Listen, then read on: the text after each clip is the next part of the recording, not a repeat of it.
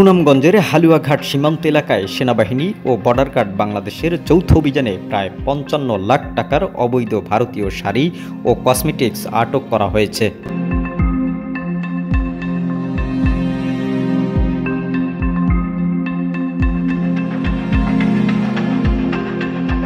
বুধবার ভোরে গোপন সংবাদের ভিত্তিতে সুনামগঞ্জ সদর উপজেলার সুরমা ইউনিয়নের হালুয়াঘাট এলাকায় অভিযান চালায় সেনা ও বিজিবির যৌথ বাহিনী।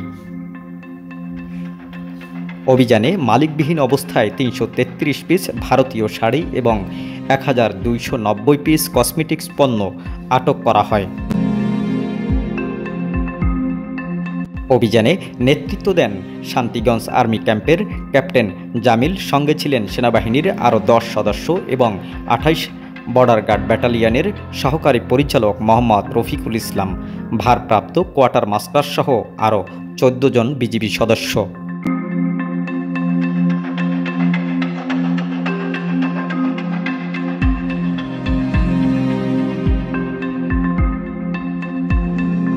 এ বিষয়ে ২৮ বর্ডার গার্ড ব্যাটালিয়নের অধিনায়ক lieutenant colonel AKM Zakaria Kadir জানান, সুনামগঞ্জ সীমান্তে চোরাচালান প্রতিরোধ বিজিবি ও সেনাবাহিনীর যৌথভাবে কাজ করছে।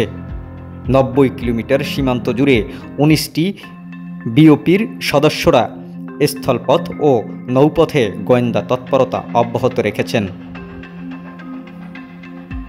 আটককৃত সকল অবৈধ ভারতীয় পণ্য সুনামগঞ্জ শুল্ক অফিসে জমা দেওয়ার প্রস্তুতি চলছে বলে জানান বিজিবির এই ঊর্ধ্বতন কর্মকর্তা।